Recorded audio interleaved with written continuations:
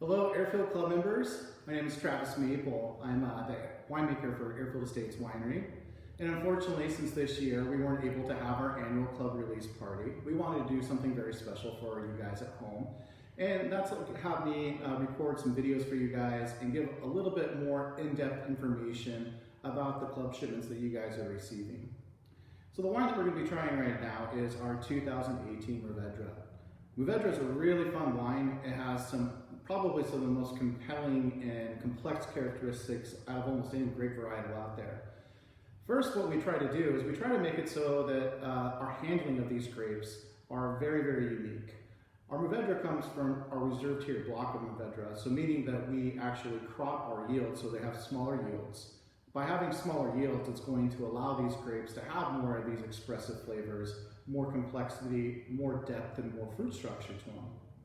Now, when I bring these grapes into the winery in order to start making wine out of them, Mourvedres are very fleshy, thin-skinned grapes. So to try to do something with more of a whole cluster approach on them is very challenging, to say the least. So I do make it so we do destem all of the stems for Mourvedres. They don't necessarily have as much structure as a Syrah or a Grenache stem, so it's something I typically don't want to include in a varietal like this. Now with the Mourvedre, the characteristics can be sometimes over the top expressive, and we want to make sure that we manage that. Our approach when I make a Mourvedre is I want it to be very complex, have really fun, compelling, darker fruit elements in the wine, and a very soft approach too. So when making a Mourvedre, I really have to be very cautious about my extraction. So one area that we start off when we start our alcoholic fermentation is I want to make it so that I give this wine a very unique approach. And that unique approach would be to go through a native and or a wild fermentation, meaning the grape's natural yeast is going to be utilized for the wine's alcoholic fermentation. And once I start the fermentation on this wine, I really want to make it so we have a very gentle approach throughout the entire span. A varietal like this is a very small production lot. So I want to make it so we have very gentle handlings, such as punch downs in the morning and maybe an aerative pump over to incorporate some oxygen during the fermentation in the evenings. Again, making sure that we manage our temperatures very, very meticulously, because we don't want a varietal like this to get excessively hot. Typically, our Mourvedres, I don't want to see get above 86 degrees in temperature. And through our extraction protocol, that's where we're going to be able to get some of these really fun aromatics here in this glass right now. This wine is really a big portrayal of what Mourvedres can offer from Washington State. And we're seeing some really fun layers of plums. There's some black licorice. There's hints of white pepper in this wine. And the palate is ever so lush. It has a very lingering tone of black peppercorn, but you also get more complex blue fruits. There's like hints of blueberry and some more subtle tones of some cola spice as well in the wine.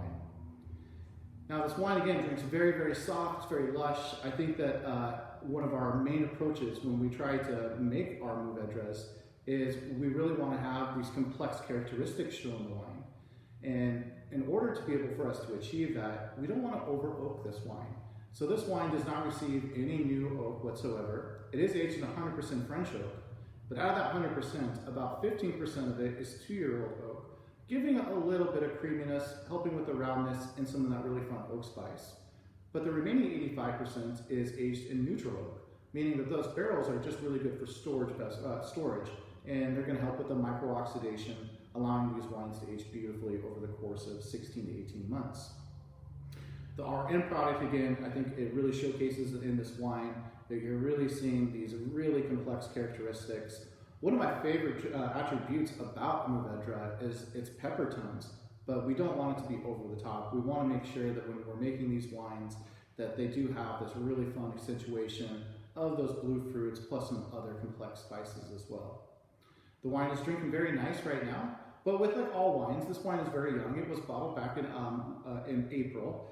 So what I would recommend you at home is to either open your bottle of wine up, take the cork off and let the wine breathe for about 30 minutes to an hour, or if you have a decanter, utilize a decanter. And I think that if you're going to be enjoying these wines young, you'll be much more impressed with the results by opening it up and allowing these wines to breathe. With that being said too, Mourvedres have an exceptional ageability as well on them. This wine will most likely last until about 2029.